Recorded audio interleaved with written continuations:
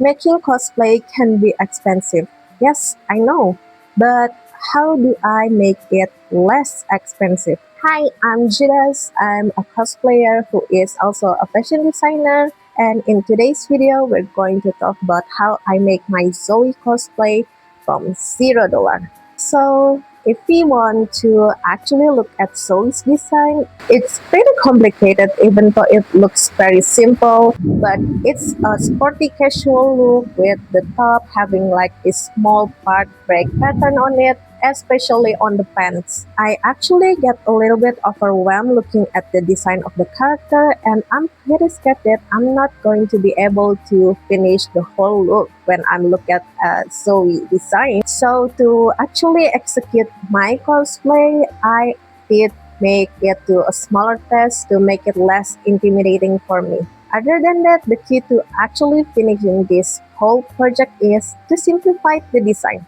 Okay, let's get into the secret ingredient of today's $0 cosplay. It's upcycling. I'm actually borderline hoarding my clothes. I get so many clothes when I was younger from my cousins, so like I think I never really liked how the actual clothes they gave to me because the design isn't really for me and I never really use all the clothes that they give to me. So in order to make it to actually something that I can wear and not going to take any space in my house, I upcycle so many things in my house, including these clothes. So first of all, the old dress that I didn't use, I choose to upcycle it into Zoe's crop top. To make it possible to be done in 2 weeks, I actually simplified the designs into more or less complicated, so I actually just making the things that if you see from far away, that thing is really pop up about this old Zoe's design. So the important stuff that I make on her design is actually just the whole crop top in the green tosta color, her zipper, this black neckline, and other than that is the lotus pattern on the side of the clothes.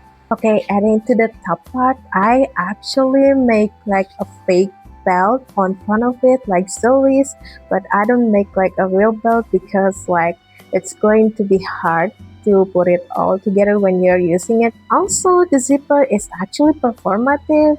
I didn't use zipper on it. I used button on the side of the clothes, so it will be easier for me to put it all together and I don't have to worry the zipper going down. All of the fabric that I use coming from the old clothes that I don't use and all the clothes that I'm hoarding, plus the old project from my fashion design study. The zipper, I actually get it from my old blue blouse that I don't really use. For the black fabric, I get it from an outer. It's kind of imitating a jacket or a sweat. For the lotus part, it's coming from my old fashion design project, which is from whole scrap of velvet, white velvet especially. Then you may ask, how did I draw the lotus on white velvet? I actually hand paint it by using acrylic. The paint it's not going to fade away over time because acrylic is basically painting with using plastic, so it's going to be attached to the whole velvety thing. And by hand painting it, I actually have 100% control of the outcome, so it was a really fun project and I really recommend you to try painting on fabric. And now that I actually now have Zoe's cup, I continue to making it into the pants. The next ingredients of this list is my dad's old jogging. I recycle it into my Zoe's pen because the color is pretty similar. It's like a dark bluish, but there is a problem on the pants, which is there's a orange color on the side of the pants that I should really get rid of it. Okay, so to make the whole pen to be easier to make and possible for me to finish in 2 weeks, I simplified the designs and just straight up made the whole pattern on top of the whole jogging pants. After that, I just straight up cut the whole fabric and then put it on the fabric and make it color coded so it will be easier for me to put it all the pieces together. To simplify the pattern, I actually did make the whole pattern way more closer to each other and then ignoring the whole detail on the fabric part, on the front part, the part that have like lotus in it. And then other than that, I also ignored the suspender and just adding it later. And then there's another problem again, which is my needle broke because I didn't change it from the last project that I did, and I have a hard time of pulling it out. But anyway, I fixed the machine and continued to work again. After that, I just continue putting the pieces together according to the color and the placement of the whole pants. And the last part is I'm adding the satin ribbon for the suspender, fake suspender part. And ta-da! I did make the whole jogging pants. Oh yeah, I forget how I get rid of the orange color. I actually did it by painting on top of the orange color using dark blue acrylic that is same color with the whole pen. Okay, problem solved. Then next we're going to make the details, which is the whole accessories and Zoe's hair. First of all, for Zoe's hair, I didn't use wig. As you can see, this is my real hair. And how did I make it to look like this? First of all, I cut my hair into this micro bang. At first, I thought it was going to look bad, and I was thinking about buying a wig, and it turned out fine.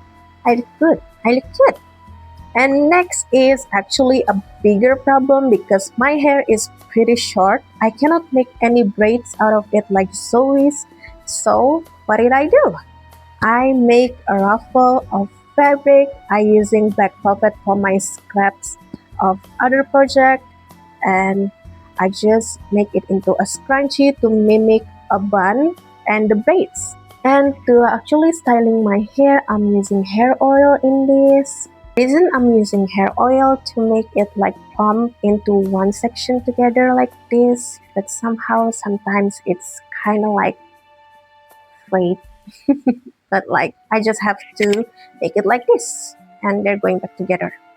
Next is like small accessories. I use so many rings that I bought from Shopee, which I'm just taking up the rings in here to make them look like Zoe's, mimicking her whole accessory stuff.